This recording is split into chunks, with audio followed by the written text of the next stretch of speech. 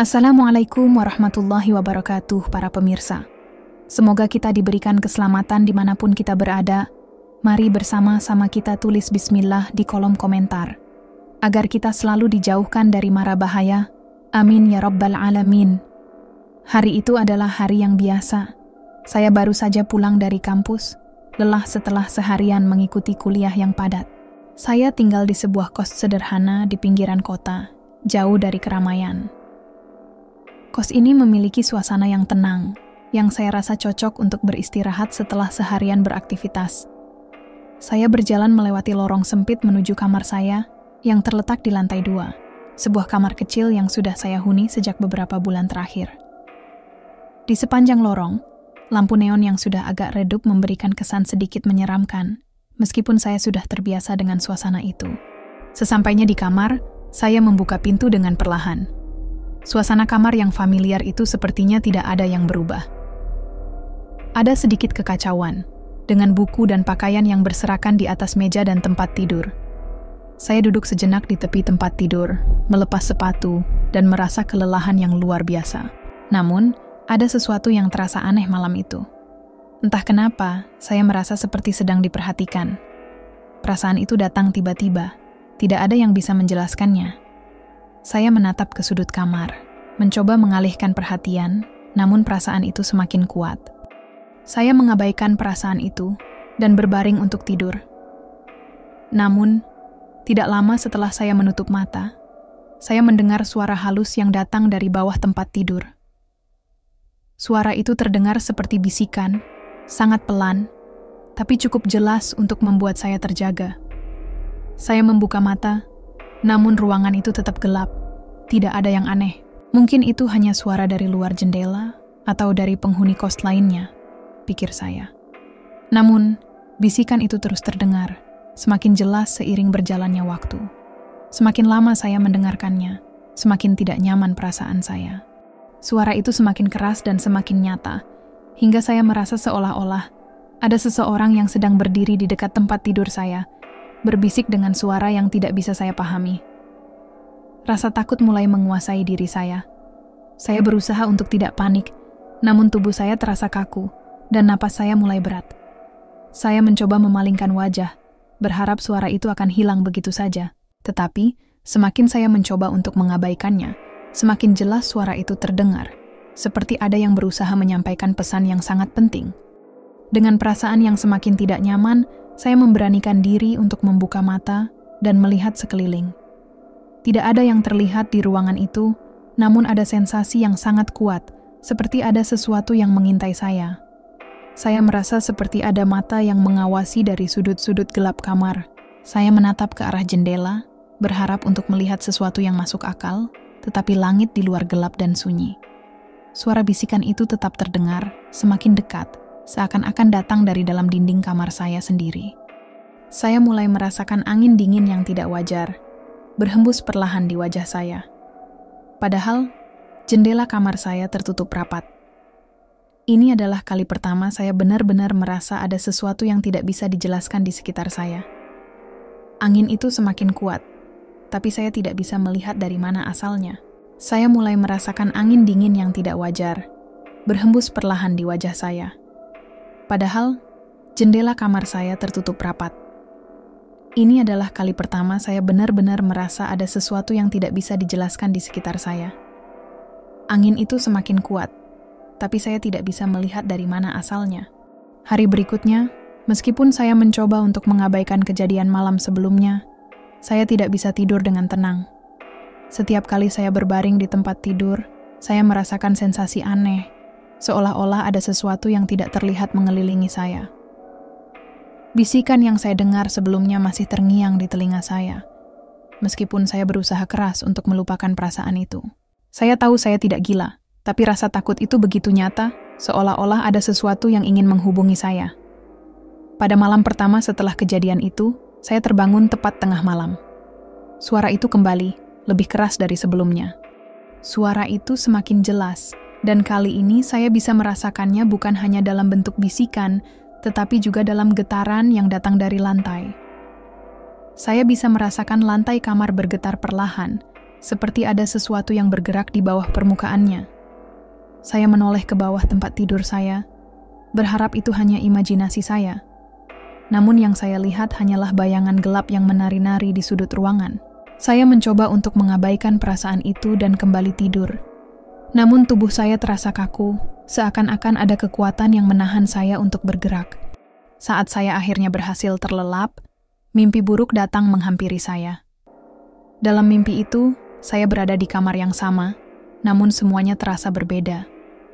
Ruangan itu terlihat lebih besar, dengan dinding yang tampak lebih gelap dan suram. Saya mendengar suara bisikan itu lagi, kali ini lebih keras dan lebih jelas, seolah-olah datang dari seluruh penjuru ruangan. Saya mencoba berlari keluar, namun setiap langkah saya terasa berat, seperti ada tangan yang menahan saya dari belakang. Saya terbangun dengan napas tersengal-sengal, tubuh saya berkeringat dingin. Saya merasakan tubuh saya masih terjebak dalam ketakutan yang sama. Pagi berikutnya, saya merasa lelah dan cemas. Saya tidak tahu apa yang sebenarnya terjadi. Apakah itu hanya mimpi buruk ataukah saya benar-benar mengalami hal-hal aneh? Setiap malam, suara bisikan itu kembali, lebih sering dan lebih keras. Saya mulai merasakan ketegangan yang luar biasa setiap kali malam tiba. Setiap kali berbaring di tempat tidur, saya merasa ada sesuatu yang mengintai dari dalam kegelapan kamar. Suara itu semakin jelas, dan saya mulai merasa bahwa ada makhluk tak kasat mata yang mengelilingi saya, menunggu saat yang tepat untuk menunjukkan wujudnya. Pada malam kelima, saya memutuskan untuk melakukan sesuatu yang lebih drastis. Saya duduk di tempat tidur dengan mata tertutup, mencoba untuk menenangkan diri. Saya mencoba berpikir rasional, meyakinkan diri saya bahwa semua ini hanya imajinasi. Namun, tepat saat saya memejamkan mata, saya merasakan sesuatu yang dingin menyentuh tangan saya. Jantung saya berdegup kencang, dan tubuh saya terasa kaku. Saya membuka mata dan melihat bayangan gelap yang bergerak perlahan-lahan mendekat. Bayangan itu bergerak dengan sangat cepat, dan dalam hitungan detik, saya merasakan sebuah tekanan yang sangat berat di dada saya, seolah-olah ada tangan yang menindih saya. Rasa berat itu berlangsung selama beberapa detik yang terasa seperti berjam-jam. Saya berusaha untuk bergerak, namun tubuh saya seakan tidak bisa digerakkan. Semua gerakan terasa sangat lambat, dan seolah-olah saya terjebak dalam ruang yang sangat sempit. Ketika saya berhasil memalingkan wajah, saya melihat bayangan itu, sebuah sosok gelap yang tampaknya tidak memiliki bentuk, hanya bayangan yang bergerak tanpa suara. Saya tahu, saat itu, bahwa saya tidak sendirian. Sesuatu yang tak kasat mata sedang mengintai saya setiap malam. Setelah beberapa malam dilanda teror yang semakin parah, saya merasa seperti berada di ambang keputusasaan. Ketakutan yang saya rasakan semakin mengganggu kehidupan sehari-hari saya, dan saya mulai kehilangan kemampuan untuk tidur dengan tenang. Setiap malam saya terbangun, tubuh saya keringat dingin, dan perasaan tidak aman semakin membayangi. Saya tidak bisa lagi mengabaikan suara-suara itu, dan saya tahu saya harus mencari bantuan. Saya menghubungi Aji, teman saya yang sudah lama tinggal di kos yang sama. Aji selalu menjadi teman yang bisa diandalkan, dan dia sepertinya merasakan ada sesuatu yang aneh dengan tempat ini juga. Saat Aji datang ke kamar saya keesokan harinya, dia langsung merasakan adanya sesuatu yang tidak beres. Meskipun dia tidak mengalaminya seperti saya, dia bisa merasakan ketegangan yang ada di ruangan ini. Aji mengajak saya untuk berbicara lebih banyak tentang kejadian-kejadian aneh yang saya alami. Saya menceritakan semua yang terjadi, termasuk suara-suara bisikan yang saya dengar, serta angin dingin yang datang tanpa alasan yang jelas. Aji tidak menganggap saya gila, namun dia juga merasa ada yang tidak biasa. Kami akhirnya memutuskan untuk mencari tahu lebih lanjut, dan dia menyarankan agar kami tidur bersama di kamar saya malam itu. Malam itu, kami berdua tidur di kamar yang sama, mencoba menghadapi ketakutan yang terus menghantui saya. Pada awalnya, semuanya tampak biasa, namun saat tengah malam tiba, suara itu kembali. Suara bisikan yang halus itu muncul, lebih keras dari sebelumnya, dan kali ini, Aji juga bisa mendengarnya. Kami berdua terdiam, terkejut dan ketakutan. Saya bisa melihat wajah Aji yang pucat, dan saya tahu dia mulai merasakan apa yang saya alami. Kami berdua tidak bisa tidur, dan malam itu terasa sangat panjang. Saya mulai merasakan kehadiran makhluk tak kasat mata itu di sekitar kami, semakin nyata. Pagi harinya, kami memutuskan untuk mencari tahu lebih lanjut tentang kos ini. Aji mengajak saya untuk berbicara dengan penghuni kos lainnya, mencari informasi jika ada kejadian serupa. Kami bertemu dengan beberapa teman kos yang tampaknya juga merasakan ada yang aneh. Seorang teman mengaku pernah mendengar suara langkah kaki di malam hari, padahal tidak ada orang yang lewat. Beberapa orang lainnya juga mengatakan bahwa mereka merasa diperhatikan atau merasa ada yang mengawasi mereka saat berada di kamar. Semua ini semakin memperkuat keyakinan kami bahwa ada sesuatu yang lebih besar di balik kejadian-kejadian ini. Kami akhirnya memutuskan untuk mencoba sesuatu yang lebih drastis. Aji, yang sedikit lebih percaya pada hal-hal gaib, mengusulkan untuk mencoba melakukan ritual sederhana. Dia bilang, meskipun itu terdengar klise, mungkin ada cara untuk mengusir makhluk tersebut. Saya tidak terlalu yakin, tetapi perasaan takut yang semakin menguasai saya membuat saya bersedia mencoba apa saja. Kami mencari beberapa bahan yang diperlukan, seperti lilin dan dupa. Dan pada malam itu kami mempersiapkan diri untuk melakukan ritual tersebut di kamar saya. Saya merasa cemas, namun saya tahu tidak ada lagi yang bisa saya lakukan selain mencoba untuk menghadapinya. Saat ritual dimulai, sesuatu yang tak terduga terjadi. Lilin yang kami nyalakan tiba-tiba padam satu persatu, meskipun tidak ada angin yang bertiup. Pintu kamar yang sebelumnya tertutup rapat tiba-tiba terbanting dengan keras, membuat kami terlonjak ketakutan. Aji dan saya saling berpandangan, dan saat itulah kami merasa benar-benar terjebak dalam situasi yang tak bisa dijelaskan. Kejadian itu membuat kami tidak hanya takut, tetapi juga bingung.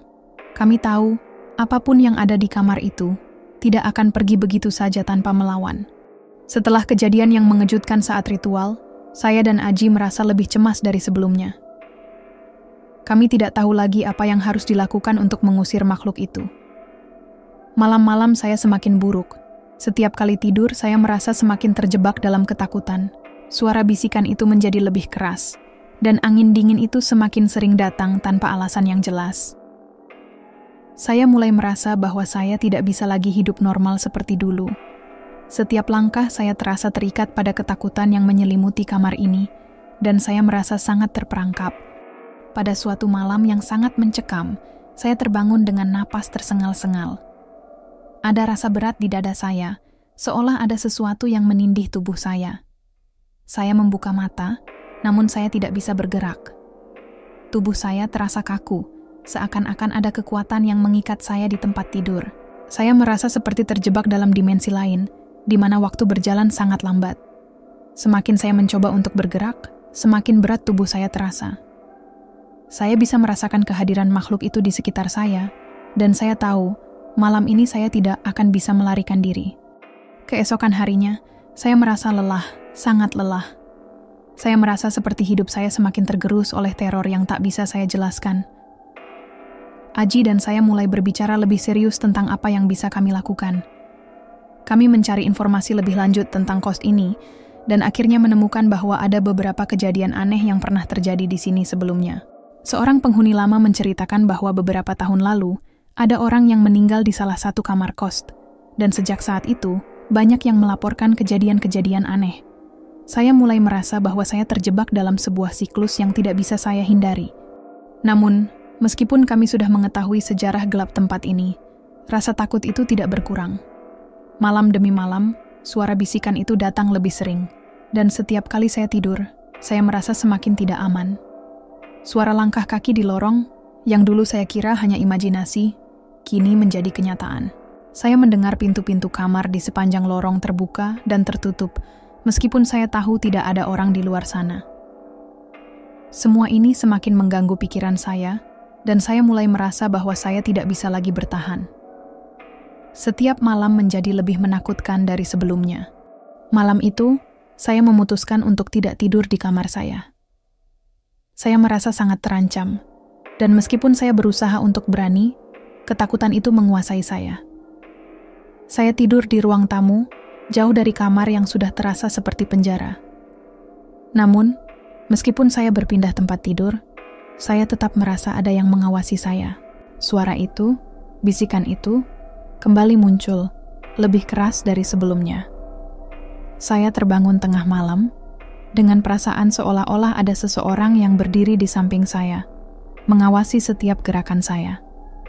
Saya tahu bahwa entitas itu tidak akan pergi begitu saja, dan malam itu rasa takut saya mencapai puncaknya. Keesokan harinya, meskipun saya merasa lebih aman karena tidak tidur di kamar saya tahu bahwa saya tidak bisa melarikan diri dari rasa takut ini. Ada sesuatu yang sangat kuat di tempat itu, sesuatu yang tidak bisa saya jelaskan. Setiap kali saya berusaha untuk tidur, saya merasa terjebak dalam perangkap yang tidak bisa saya hindari. Saya semakin kehilangan kendali atas hidup saya, dan satu-satunya hal yang saya inginkan adalah melepaskan diri dari tempat ini. Tapi saya tahu, semakin saya mencoba melarikan diri, semakin kuat entitas itu mengejar saya. Keputusasaan semakin mendalam, dan saya tahu tidak ada jalan lain selain mencari bantuan lebih serius. Saya merasa seperti terjebak dalam situasi yang tidak bisa dijelaskan, dan saya tidak mampu melawan rasa takut yang terus-menerus menguasai saya. Setelah berpikir panjang, saya memutuskan untuk pergi menemui seorang paranormal yang cukup dikenal di daerah ini. Aji juga ikut serta, karena kami berdua merasa sudah tidak mampu lagi menghadapinya sendirian. Meskipun saya tidak sepenuhnya percaya pada hal-hal gaib, saya merasa tidak ada pilihan lain. Kami tiba di rumah paranormal tersebut, sebuah rumah tua yang terletak di ujung jalan sepi. Rumah itu tampak seperti sesuatu dari film horor, dengan jendela-jendela yang tertutup rapat dan suasana yang sangat sunyi. Paranormal yang kami temui adalah seorang pria tua dengan mata yang tajam dan ekspresi yang tenang. Ketika saya menceritakan pengalaman saya, dia tidak tampak terkejut. Bahkan, dia sudah tahu apa yang sedang saya hadapi. Dia mengatakan bahwa makhluk yang mengganggu saya bukanlah roh biasa, melainkan entitas yang sangat kuat dan berhubungan dengan energi gelap yang ada di sekitar tempat tinggal saya. Kami berdua merasa khawatir, tetapi juga berharap ini akan membawa jawaban. Paranormal tersebut memberi kami petunjuk tentang ritual yang harus dilakukan untuk mengusir entitas itu. Kami diminta untuk kembali ke kos dan menyiapkan beberapa alat dan bahan tertentu yang katanya bisa memperkuat energi positif di tempat tersebut. Saya merasa sedikit lebih lega, namun juga sangat cemas. Ritual itu sangat rumit, melibatkan beberapa tahap yang harus dilakukan dengan hati-hati. Begitu kami kembali ke kamar, saya mulai merasakan ketegangan yang semakin besar. Ada sesuatu di dalam kamar itu yang menunggu. Suara bisikan itu semakin mendekat, dan saya merasa tercekik oleh kehadiran yang semakin nyata. Saat ritual dimulai, suasana di dalam kamar terasa semakin tegang. Kami mengikuti setiap langkah dengan hati-hati, berdoa dalam diam agar makhluk itu segera pergi. Lilin-lilin yang kami nyalakan menyala dengan terang, tetapi tiba-tiba sebuah angin dingin berhembus kencang, padahal tidak ada angin sama sekali. Pintu kamar yang tertutup rapat berderak keras, dan suara bisikan itu kembali, kali ini lebih jelas dan menakutkan. Saya merasa tubuh saya dipenuhi oleh energi negatif yang sangat kuat, dan jantung saya berdegup kencang. Saya hampir merasa seperti saya tidak bisa bertahan lebih lama lagi, tetapi kami terus melanjutkan ritual dengan penuh harapan. Akhirnya, saat ritual hampir selesai, sebuah cahaya terang menyelimuti ruangan, dan suara bisikan itu mulai mereda. Saya merasa lega, tetapi juga bingung. Cahaya itu hilang dalam sekejap, meninggalkan saya dengan perasaan yang aneh. Seolah-olah makhluk itu telah pergi, tetapi saya tidak bisa memastikan sepenuhnya. Beberapa hari berlalu, dan meskipun tidak ada lagi suara bisikan atau angin dingin, saya tetap merasa waspada. Setiap kali saya berada di kamar itu, ada perasaan tidak nyaman yang masih menghantui saya. Saya mulai bertanya-tanya, apakah entitas itu benar-benar pergi, atau apakah ia hanya menunggu untuk kembali? Keputusan untuk mencari bantuan paranormal telah memberi saya sedikit ketenangan, tetapi rasa takut itu tidak sepenuhnya hilang. Meskipun makhluk itu tidak muncul lagi, saya tahu saya tidak akan pernah benar-benar merasa aman di tempat itu. Saya sering merenung, bertanya-tanya apakah ada hal lain yang belum saya pahami. Seiring waktu, saya berusaha melanjutkan hidup, tetapi pengalaman itu tetap membekas dalam ingatan saya. Saya tidak akan pernah tahu apakah saya benar-benar terbebas dari gangguan itu, atau jika makhluk itu hanya bersembunyi, menunggu waktu yang tepat untuk kembali,